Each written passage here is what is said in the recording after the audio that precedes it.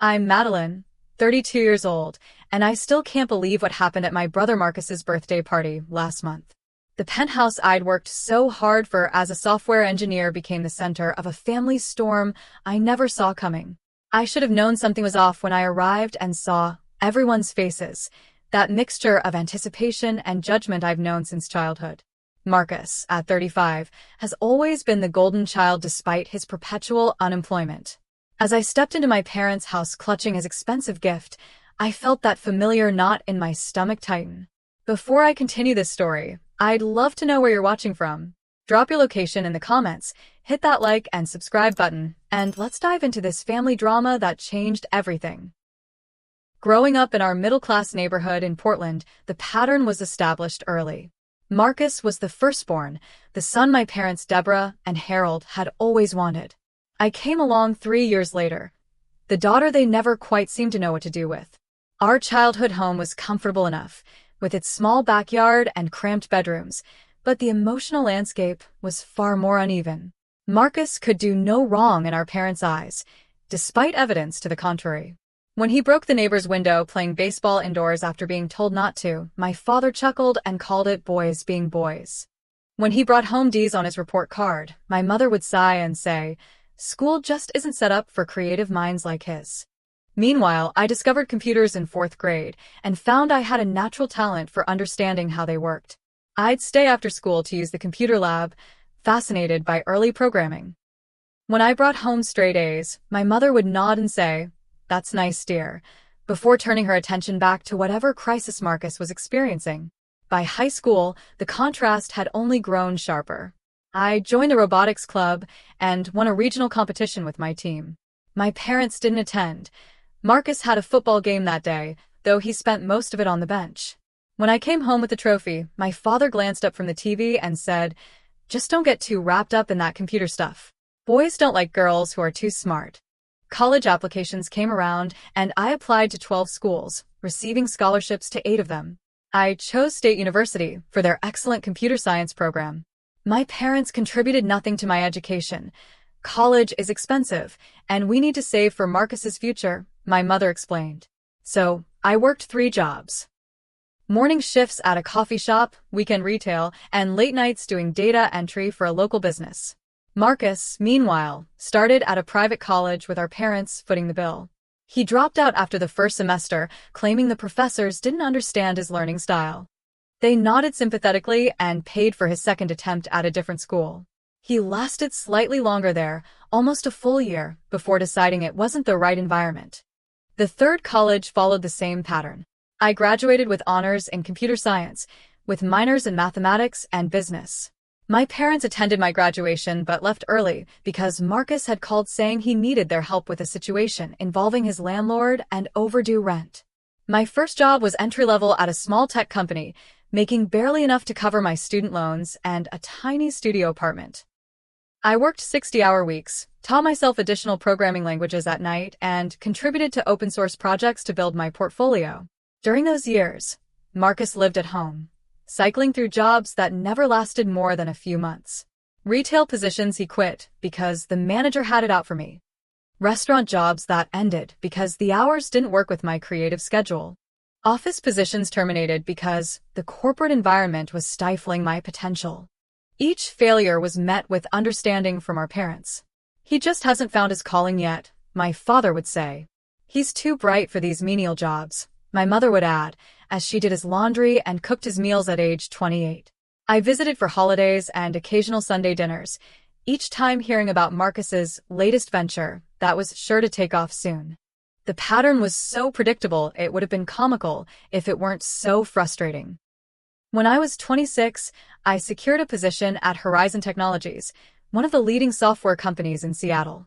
The salary jump allowed me to move to a better apartment and, finally, make headway on my student loans. I called my parents to share the news. "That's nice, honey," my mother said, distracted. "Did you hear Marcus is thinking of starting his own business? He's got such an entrepreneurial spirit." The business turned out to be reselling limited edition sneakers online, funded by a loan from our parents that everyone knew would never be repaid. It lasted all of 3 months before he moved on to his next passion project. My emotional distance from my family grew naturally, like a plant turning away from shade toward sunlight. I made friends at work, joined hiking groups and a book club, and built connections with people who actually celebrated my successes, rather than minimizing them. Rebecca became my closest friend after we met at a Women in Tech conference. She came from a supportive family and was initially shocked by the stories I shared about mine. "That's not normal, Maddie," she'd tell me. "You know that, right? Parents are supposed to be proud when their kids achieve something." I knew she was right, but years of conditioning had normalized the abnormal. I maintained contact with my family, but protected my heart with lowered expectations and firm boundaries around my time and energy. By 30, I had built a life that felt authentically mine. I was moving up at Horizon, mentoring junior developers, and had saved a significant amount toward my dream of property ownership.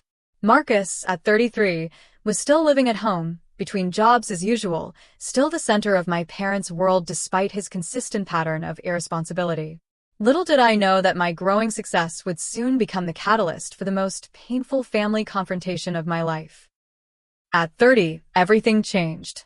I was promoted to senior software architect at Horizon Technologies, with a substantial salary increase and equity in the company. After years of careful saving and strategic career moves, I finally had the financial foundation to make my dream purchase, a penthouse apartment in downtown Seattle. It wasn't an impulsive decision. I researched the market for months, consulted with financial advisors, and made sure the investment aligned with my long-term goals. When I found the perfect place, a 2-bedroom penthouse on the 32nd floor of the Cascade building, I knew immediately it was meant to be mine. The views alone were worth the price tag.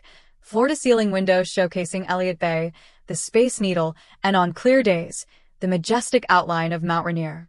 The open-concept living area flowed into a gourmet kitchen with marble countertops and high-end appliances. The master suite featured a walk-in closet and a bathroom with a soaking tub positioned to enjoy the city lights. The second bedroom I converted into a home office, with built-in bookshelves and a standing desk facing the water. Beyond the practical aspects, the penthouse represented something profound to me. It was tangible proof of everything I'd worked for, a space that was entirely mine, designed around my preferences without compromise. After growing up in a home where my needs always came second, this was my sanctuary. The building amenities added another layer of luxury: a rooftop garden with grilling stations, a state-of-the-art fitness center, 24-hour concierge service, and a residence lounge perfect for the occasional work-from-home day when I wanted a change of scenery. Rebecca was the first person I showed the place to after I moved in. She brought champagne, and we toasted on the balcony as the sun set over the Olympic Mountains. "You earned every square inch of this place," she said, clinking her glass against mine. "I hope you never forget that." I felt a momentary pang, wishing my family could be as genuinely happy for me as my friend was. Still, I invited them to a housewarming dinner once I was settled, hoping perhaps that seeing my success might shift something in our dynamics. I spent all day preparing, cooking my mother's favorite salmon recipe, and setting the table with the new dinnerware I'd purchased for the occasion. I even bought my father's preferred scotch to serve after dinner, and made sure to have Marcus's favorite beer chilling in the refrigerator. They arrived 45 minutes late. My mother, Deborah, barely glanced at the carefully prepared table before commenting, "This building must have quite the homeowners association fee. Seems wasteful when you're just one person." My father, Harold, walked straight to the windows. "Pretty flashy place. Hope you're not overextended on this." The market could turn at any time. Marcus wandered through the space, opening cabinets and closet doors without asking, as if conducting an inspection. "Must be nice," he muttered, loud enough for me to hear. "Some people just get all the breaks." I bit my tongue and served dinner, trying to steer the conversation toward neutral topics. My mother spent most of the meal talking about Marcus's latest job interview that looked promising, and how the hiring manager would be lucky to get someone with his diverse experience. When I mentioned my recent promotion, my father nodded distractedly. Companies throw around fancy titles these days. In my time, you had to work decades to get to a senior position. After dessert, as I was showing them the view from the balcony, Marcus said, "So, what's a place like this cost anyway? You must be making serious bank." Before I could deflect the inappropriate question, my mother added, Yes, Madeline, it does make us wonder if you're being wise with your money. You know family should come before material possessions. The implication hung in the air, but no one made it explicit that night. They left shortly after, my mother taking barely a bite of the dessert I'd spent hours preparing. Rebecca called the next morning to ask how it went. When I recounted the evening, she sighed. Classic. They can't celebrate you because it highlights the fact that Marcus is a grown man still living like a teenager. It's not about you, Maddie. It's about them not wanting to face reality.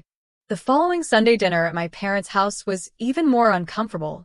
My mother mentioned that Marcus was between opportunities again and gave me a pointed look. It's so hard for him, seeing his little sister with such a fancy place when he can barely afford his car payment. My father added, family is supposed to look out for each other, Madeline. Remember that. These comments escalated over the following months.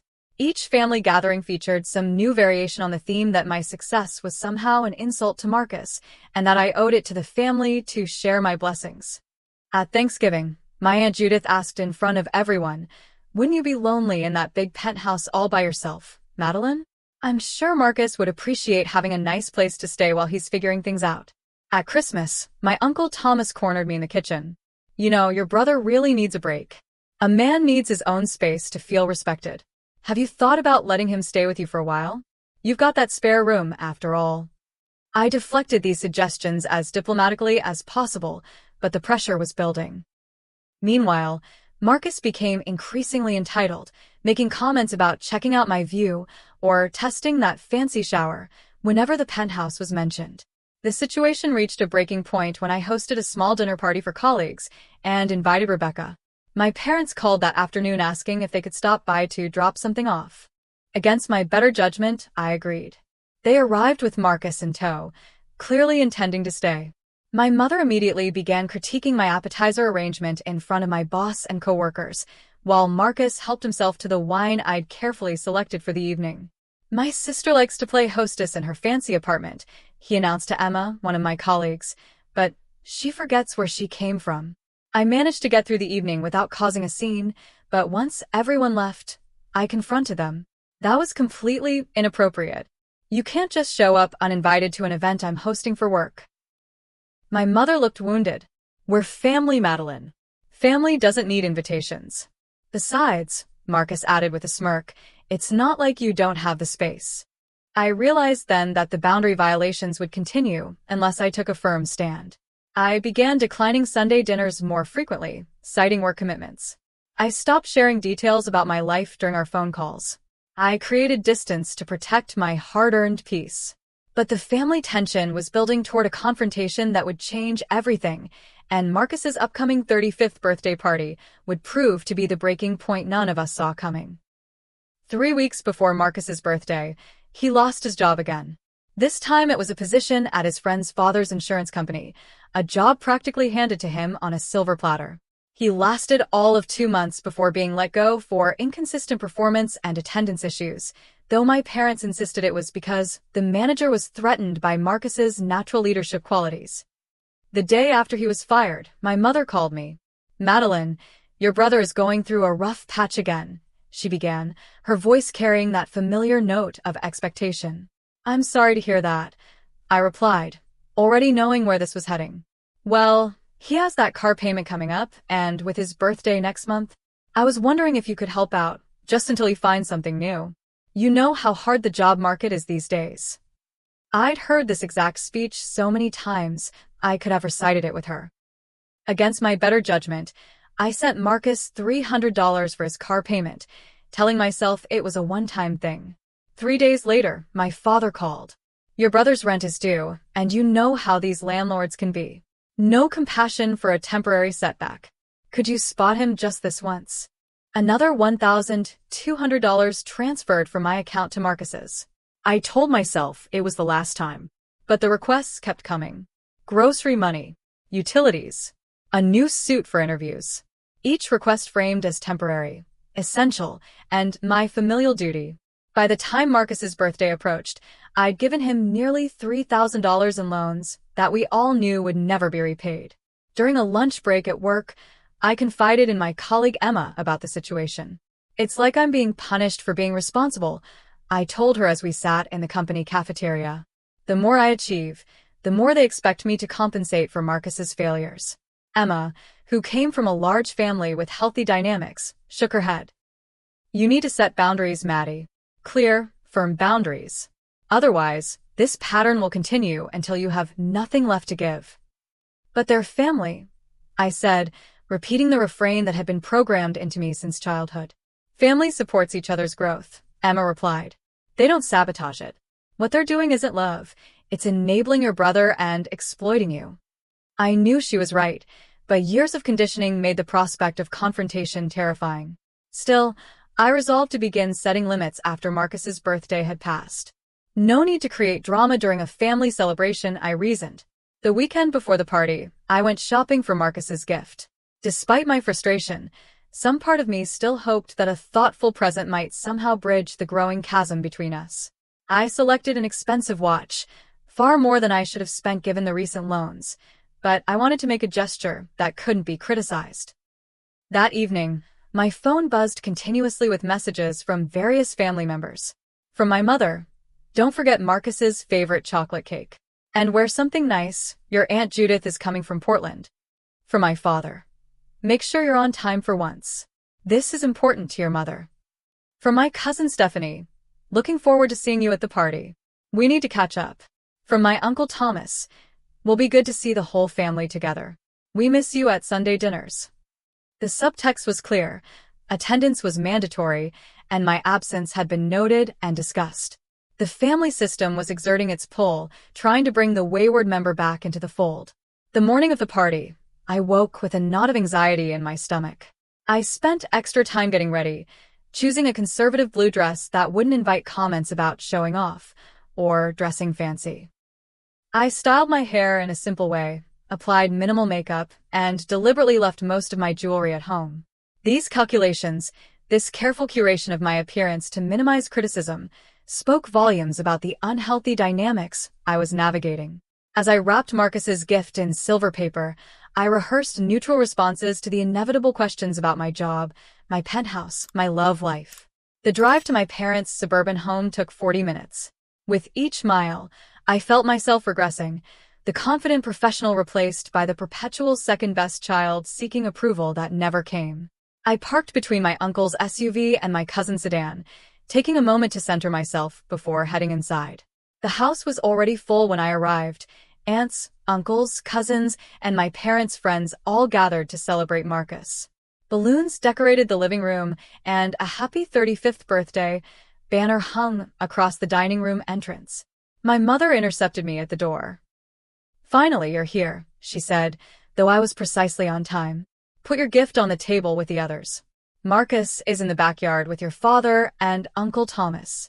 I made my way through the house, exchanging greetings with relatives I hadn't seen in months. Most were polite but distant, as if unsure how to relate to me now that I'd broken the unspoken family rules by becoming too successful. Aunt Judith caught my arm as I passed. That penthouse still treating you well? She asked, her tone suggesting I was somehow betraying my upbringing by living there. It's perfect for me, I replied simply, disengaging before she could press further. In the kitchen, I overheard my mother's friend Patricia saying, "Think she's better than the rest of us now with her fancy job and expensive apartment." Meanwhile, poor Marcus can't catch a break. I pretended not to hear, focusing instead on arranging the vegetable tray I'd brought. The pattern was familiar. My accomplishments framed as arrogance, Marcus's failures as bad luck. The backyard was set up with tables and chairs for dinner. Marcus stood with a beer in hand, holding court with our father, uncle, and 2 male cousins. He acknowledged my arrival with a brief nod before continuing his story about how his former boss couldn't handle someone with real ideas. As I took a seat at the periphery of the gathering, I couldn't help but marvel at the parallel realities we inhabited. In Marcus's version, eagerly reinforced by our parents, he was a misunderstood genius repeatedly victimized by circumstances and jealous authority figures. In the version supported by objective evidence, he was a chronically underperforming adult enabled by parents who couldn't bear to see him face consequences. Little did I know that in just a few hours, these competing narratives would collide in a way that would permanently alter our family landscape. The birthday cake, The presents, the seemingly normal family dinner. All of it was prelude to a confrontation that had been brewing for years. Dinner was served at 6, with everyone gathered around the extended dining table and the folding tables set up to accommodate the overflow. My mother had prepared all of Marcus's favorites: roast beef, garlic mashed potatoes, green bean casserole, and rolls from the bakery down the street. I was seated between cousin Stephanie and my father's coworker Jim, safely distant from Marcus, at the head of the table. The conversation flowed around me, largely focused on Marcus's recent bad luck with employment. "The problem with companies today is they don't recognize real talent," my father announced, carving another slice of roast beef for Marcus. "They want conformists, not innovators." "Exactly," Marcus agreed, already on his 4th beer. "That insurance job was soul-crushing anyway.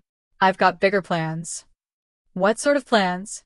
I asked, genuinely curious if he had developed any realistic goals. The table fell momentarily silent, as if my question itself was an act of aggression. Marcus recovered quickly. "I'm exploring several opportunities," he said vaguely. "High-level stuff." My mother jumped in. "Marcus has always had an entrepreneurial spirit. He just needs the right platform to showcase his abilities." I nodded and returned to my meal, the familiar script playing out exactly as expected. No one asked about my work or life. My role at these gatherings was audience, not participant. After dinner came cake, the chocolate mousse from Marcus's favorite bakery that cost my mother nearly $100, and then presents. Marcus opened each gift with the entitlement of someone who expected nothing less, offering perfunctory thanks before moving to the next box. When he opened my gift, the expensive watch I'd chosen carefully based on a style he'd once admired, he barely glanced at it before setting it aside with a brief, "Thanks, sis." My mother, noticing his tepid response, quickly added, "Isn't that thoughtful of your sister, Marcus? She knows how much you appreciate quality timepieces." The gift opening concluded, and I thought the evening was winding down. I was already calculating when I could politely leave without comment when my father stood and tapped his glass with a spoon. "If I could have everyone's attention," he said, his voice carrying across the now quiet room. "We have something important to discuss as a family." A chill ran through me. Something in his tone set off warning bells. "As you all know, Marcus has had some setbacks recently," my father continued. "Despite his talents and abilities, he's struggling to find his footing in today's competitive job market." Murmurs of sympathy circulated through the room.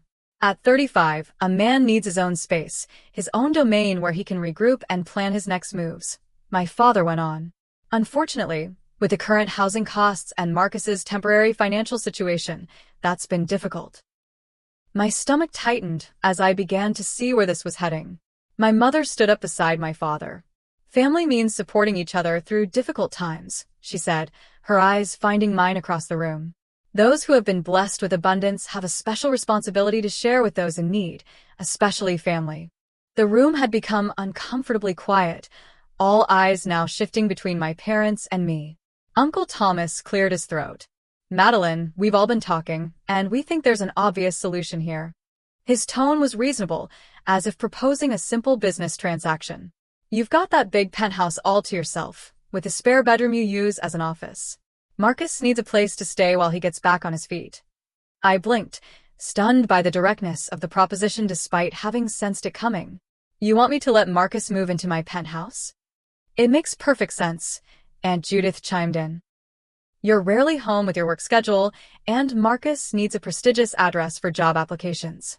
It would just be temporary. Until he finds his feet," my father added.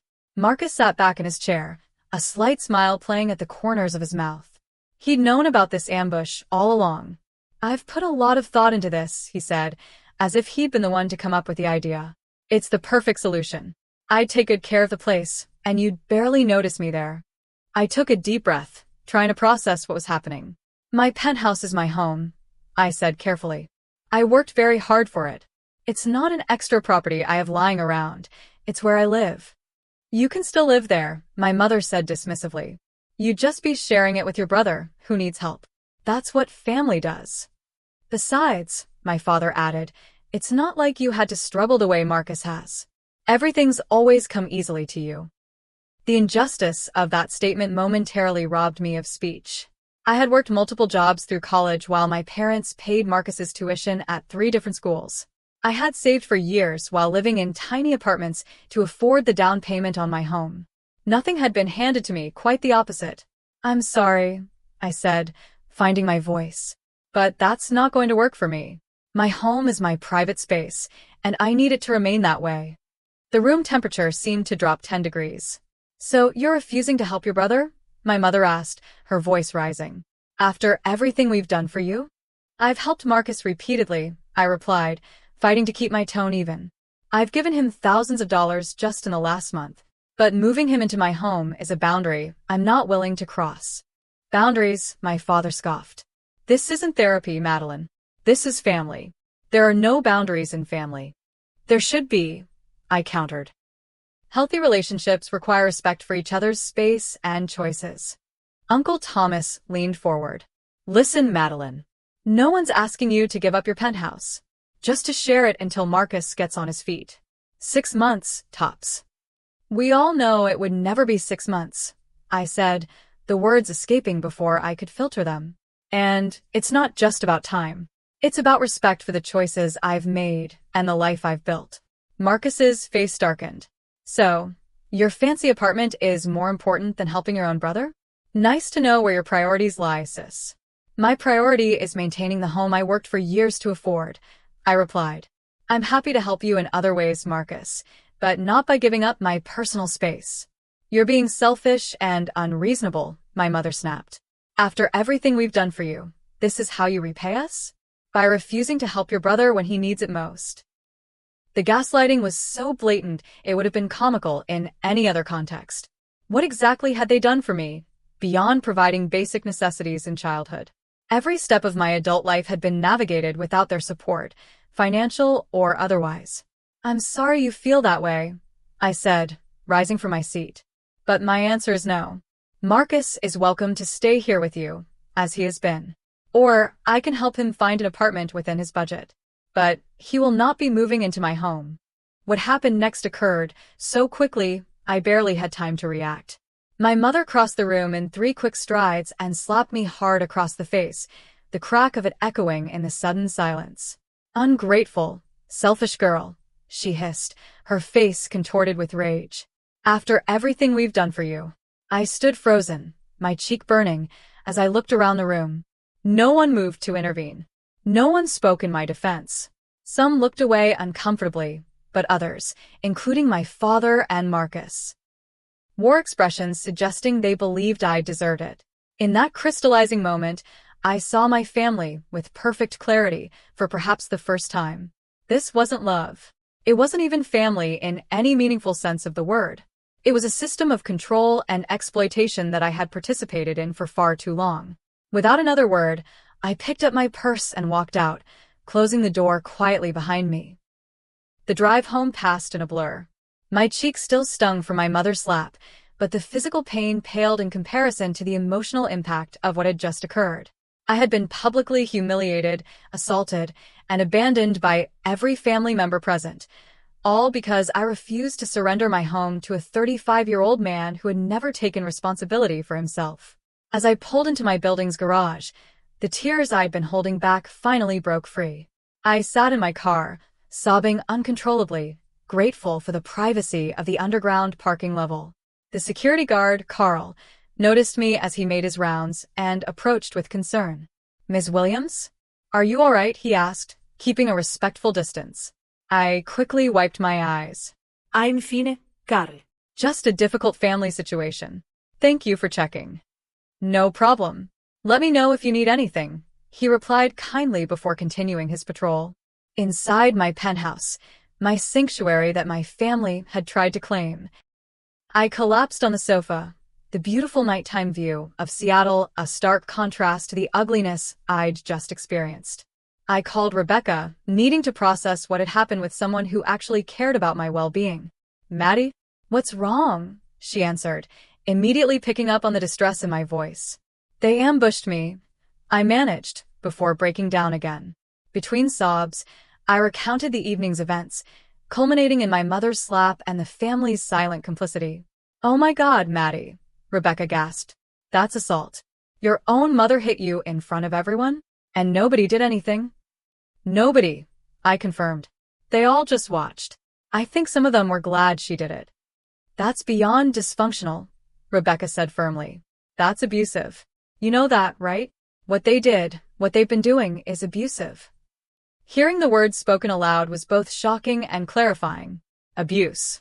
I'd always thought of my family as difficult, dysfunctional, frustrating, but had avoided labeling their behavior as abusive.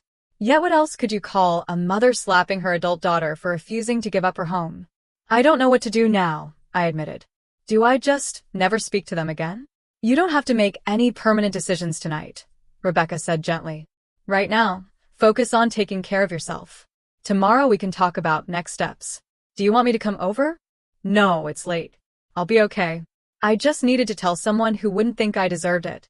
You absolutely did not deserve it, Maddie. No one deserves to be treated that way, especially by family. After we hung up, I took a long, hot shower, trying to wash away the evening's events. As I was getting ready for bed, my phone began buzzing with messages. From my father. Your mother is very upset. You need to apologize for causing a scene at your brother's birthday. From Aunt Judith. Family disagreements should stay private. Walking out like that was very immature.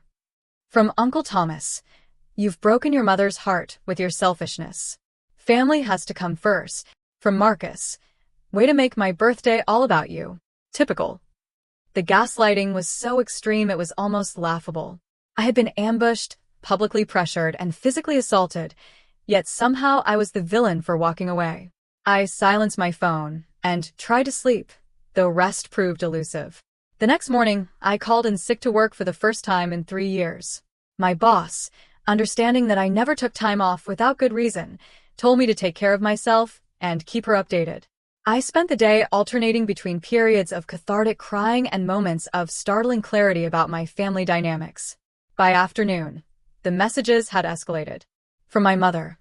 I raised you better than this. After everything I've sacrificed for you, this is how you repay me? By breaking my heart and abandoning your brother in his time of need. From my father. Your mother hasn't stopped crying. Is your precious penthouse worth destroying this family? From Marcus. Mom and Dad are devastated. Hope you're happy in your ivory tower or your family suffers. I blocked all their numbers, needing space to process without the constant barrage of information. The temporary relief lasted exactly 2 hours before my building's front desk called. Ms. Williams, there are 2 people in the lobby claiming to be your parents. They're quite insistent about seeing you. Should I send them up? My heart raced. Absolutely not. I don't want to see them. Please ask them to leave. Of course. Would you like me to call security if they refuse? Yes, please. And Carl, could you make a note that they're not to be allowed up under any circumstances? Already done, Ms. Williams. Don't worry. I watched through my peephole 20 minutes later as Carl escorted my parents back to the elevator, my father's face red with anger, my mother dabbing at theatrical tears with a tissue. The boundary violation was breathtaking, showing up unannounced at my home after what had happened, expecting to be welcomed. The next day, I returned to work, needing the normalcy of my professional environment. Around lunchtime, Emma texted me. Your brother is in the lobby asking for you. Security wants to know if they should let him up. My hands shook as I replied, absolutely not. I don't want to see him. 5 minutes later, Emma appeared at my office door. He's making a scene downstairs, saying it's a family emergency. Security's handling it, but I thought you should know. I called building security and authorized them to escort Marcus from the premises and ban him from returning. The humiliation of having my family drama spill into my workplace was excruciating. That evening, I discovered Marcus had posted on social media. Some people forget where they came from once they get a little success. Sad when your own sister values material possessions over family. #family first, #disappointed. The post had comments from various relatives and family friends, all expressing sympathy for poor Marcus and disappointment in me. The public shaming was clearly intended to pressure me into compliance through embarrassment. Instead, it hardened my resolve. I blocked Marcus on all platforms, then did the same with every family member who had commented in support of his post.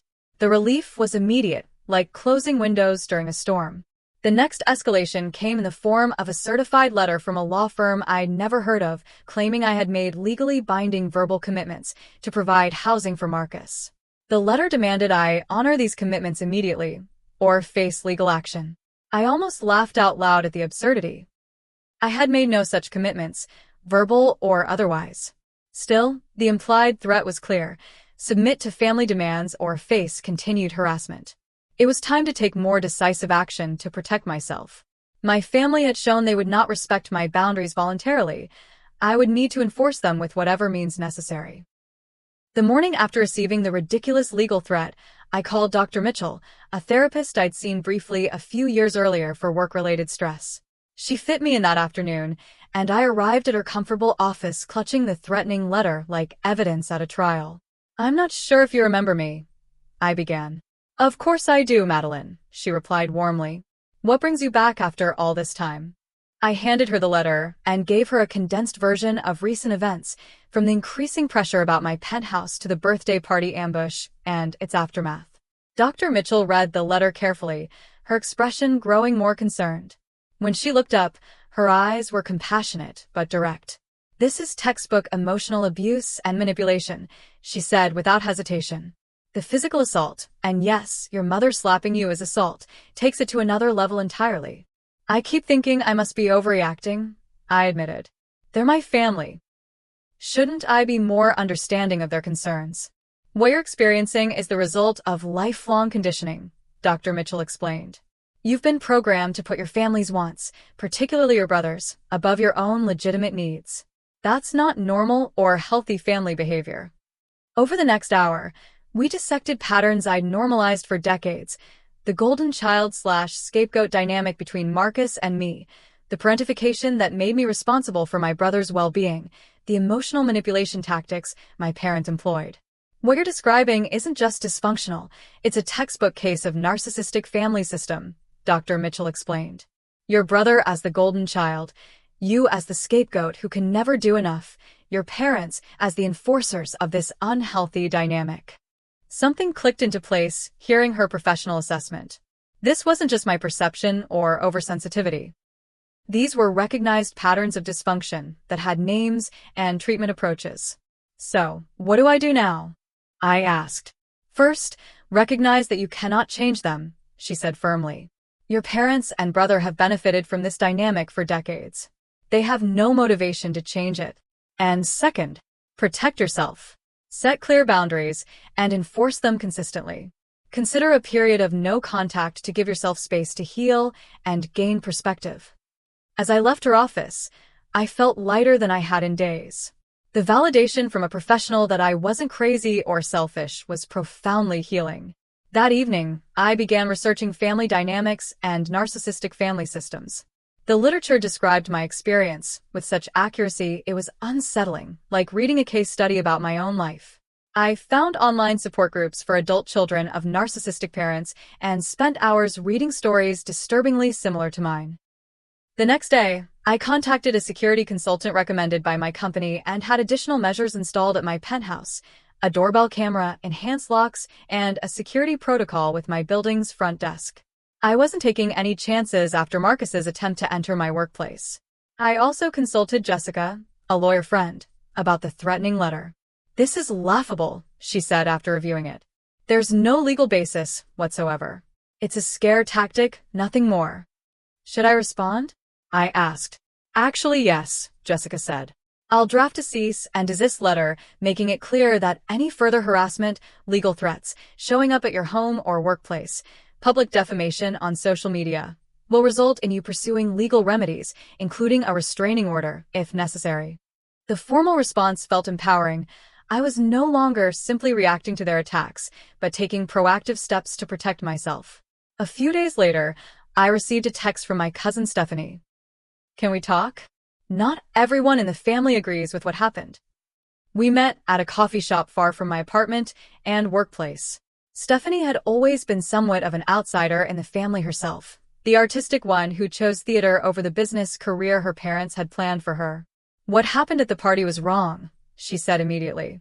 "I should have said something, and I'm sorry I didn't." "Thank you," I said, genuinely moved by her acknowledgement. It means a lot to hear that. I've been where you are, she continued. When I chose theater school instead of business college, my parents cut me off financially. Your mom, my Aunt Deborah, told them they were right to do it, that I needed to learn my lesson. But Uncle Harold secretly sent me money for books and supplies. My dad did that. I was stunned. My father had always seemed completely aligned with my mother's treatment of me. He's more complex than he appears, Stephanie said. But he's weak. He won't stand up to your mother or admit Marcus needs real help, not enabling. Our conversation continued for hours as we shared experiences of being family outcasts. Stephanie had eventually established boundaries with her parents and now had a relationship with them that, while not perfect, was at least manageable. Distance helped, she advised. I moved to Portland, limited contact to scheduled calls and visits, and refused to discuss certain topics. It was hard at first, but now they mostly respect my boundaries. Back at home, I felt less alone knowing at least one family member understood and supported me. That small validation gave me strength for what I needed to do next. Over the following weeks, I systematically gathered evidence of my journey versus Marcus's. I created a timeline documenting my education, paid for entirely by me, my career progression, my financial milestones, and my consistent self-sufficiency. Alongside it, I documented Marcus's history of dropped college courses, paid by our parents, failed jobs, loans never repaid, and continued dependence. I wasn't creating this record to shame him, but to have concrete evidence against the gaslighting narrative that I had somehow had it easy while Marcus struggled through no fault of his own. During this time, Marcus attempted to enter my building twice more. The second time, he told the concierge he was my brother and had left his key upstairs. Thanks to my new security protocols, he was turned away and warned that police would be called if he returned. The cease and desist letter from my lawyer had an impact. The social media campaign against me quieted, and no more legal threats arrived. Still, I received occasional texts from relatives asking why I was tearing the family apart or urging me to be the bigger person. These messages no longer rattled me as they once would have. With Dr. Mitchell's help, I had developed tools to recognize manipulation tactics and respond appropriately, which sometimes meant not responding at all. 6 weeks after the birthday party incident, I felt strong enough to take the final step in reclaiming my power. I arranged a meeting with my parents and Marcus at a neutral location, a private room at a restaurant downtown, with the reassurance that security was nearby if needed. The stage was set for a confrontation that would either begin a healing process or finalize our estrangement. Either way, I was prepared to face my family on my terms, with truth as my shield and boundaries as my armor. I arrived at the restaurant 20 minutes early, needing time to center myself before the confrontation. The private dining room I'd reserved offered both privacy and safety. My lawyer Jessica had suggested a public venue with staff nearby, just in case emotions escalated again. I'd prepared meticulously for this meeting, bringing copies of the documentation I'd compiled and rehearsing what I wanted to say with Dr. Mitchell. Most importantly, I'd clarified my boundaries and the consequences for violating them. My parents arrived exactly on time, my mother's expression a practiced mask of wounded dignity, my father looking uncomfortable but resolute. Marcus arrived 10 minutes late, making an entrance, as if his tardiness was a power move rather than simple disrespect.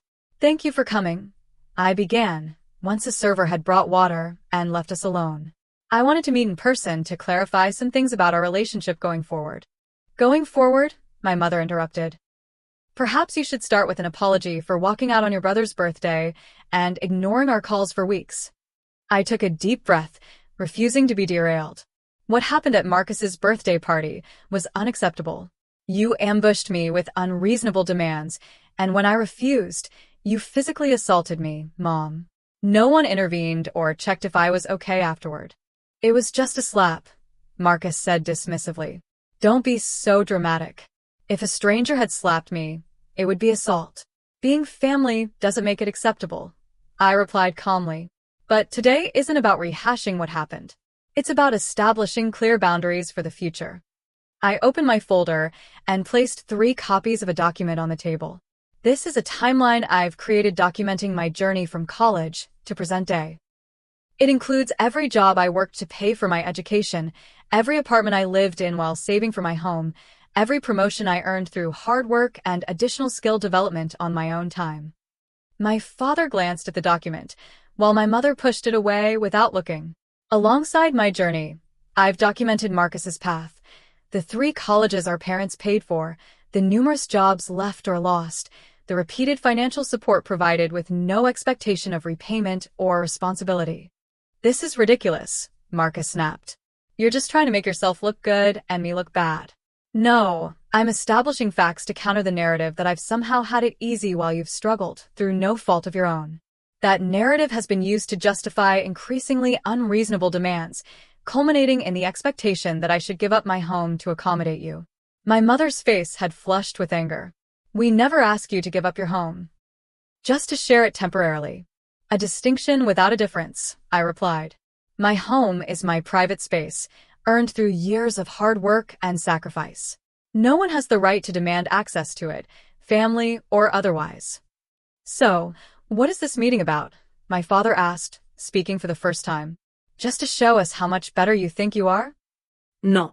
"It's to establish clear boundaries going forward." I placed another document on the table. "These are my terms for continuing a relationship with each of you." The document was simple and direct. 1. No further requests for financial support for Marcus. 2. No discussion of my penthouse or suggestions about Marcus living there. 3. Respectful communication only, no verbal abuse, physical aggression, or manipulation. 4. No unannounced visits to my home or workplace. 5. Acknowledgement of past behavior and commitment to respect these boundaries. If these boundaries are respected, we can begin rebuilding our relationship slowly, starting with occasional phone calls and working toward brief, public meetings. If they are violated, I will immediately end contact for a period of at least 6 months. The silence that followed was deafening. My mother stared at me as if I'd grown a second head. Marcus scoffed audibly. My father looked troubled, but not entirely surprised. "This is absurd," my mother finally said. "We're your family. You don't get to dictate terms for loving us." "I'm not dictating terms for love," I clarified. "I'm establishing requirements for maintaining contact. There's a difference." "So, it's your way or nothing?" Marcus challenged. "It's healthy boundaries or nothing," I corrected.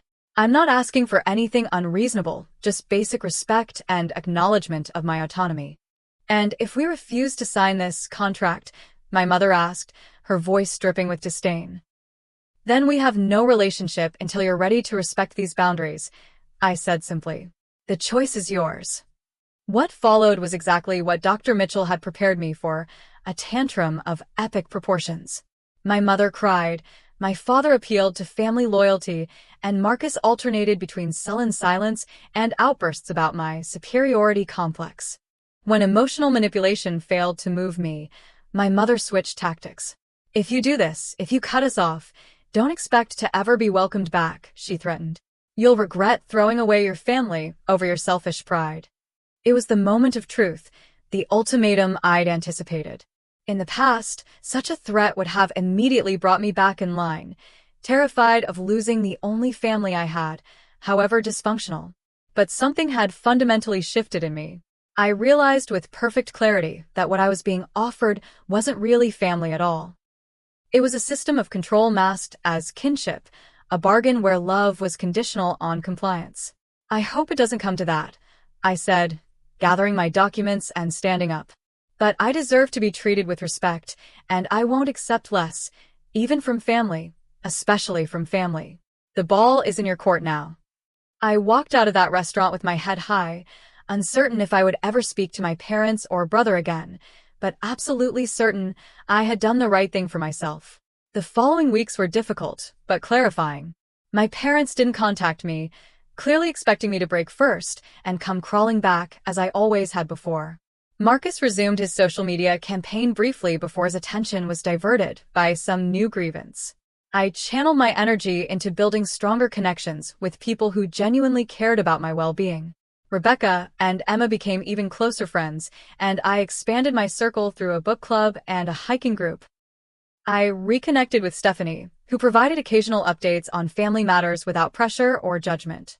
Most importantly, I continued my work with Dr. Mitchell, processing the grief of family estrangement and building a healthier self-image not defined by my role as the family's scapegoat. 4 months after our meeting, I received an unexpected email from my father, sent from his personal account rather than the one my mother monitored. Madeline. It began simply. I've been doing a lot of thinking since our meeting. While I don't agree with everything you said, I can see that I haven't always treated you fairly. Your mother isn't ready to acknowledge this, and Marcus certainly isn't. But I wanted you to know that I'm proud of what you've accomplished, and I respect the strength it took to stand up for yourself. If you're willing, I'd like to talk sometime, just the two of us. It wasn't a complete acknowledgement, but it was a start. I agreed to meet him for coffee the following week, with cautious optimism but firm boundaries intact. Around the same time, something shifted for Marcus as well, though not because of any great epiphany about our relationship. With his primary enablers, our parents, finally running out of patience and resources, and his secondary support, me, firmly unavailable, he finally had to face reality. He took an entry-level position at a local retail store and moved into a modest apartment with a roommate. 6 months after the confrontation, I hosted a small dinner party in my penthouse for my chosen family, friends who supported me unconditionally and respected my boundaries without question. As we enjoyed wine on the balcony overlooking the Seattle skyline, Rebecca raised her glass. "To Madeline," she toasted, "who taught us all what real strength looks like." Later that evening, after everyone had left, I stood alone on that same balcony, reflecting on the journey of the past year. The penthouse around me was more than just luxury real estate. It was a symbol of everything I'd overcome, every obstacle I'd navigated, every boundary I'd established.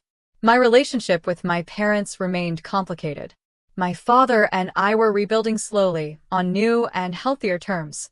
My mother had made a few tentative overtures, though still without acknowledging her behavior. Marcus and I remained estranged, which brought both sadness and relief. But for the first time in my life, I felt completely at peace with who I was. I had learned that true family isn't defined by blood or obligation, but by mutual respect, support, and love that doesn't come with conditions. I had discovered that sometimes the most loving thing you can do for yourself and others is to stand firm in your truth and require that your boundaries be respected.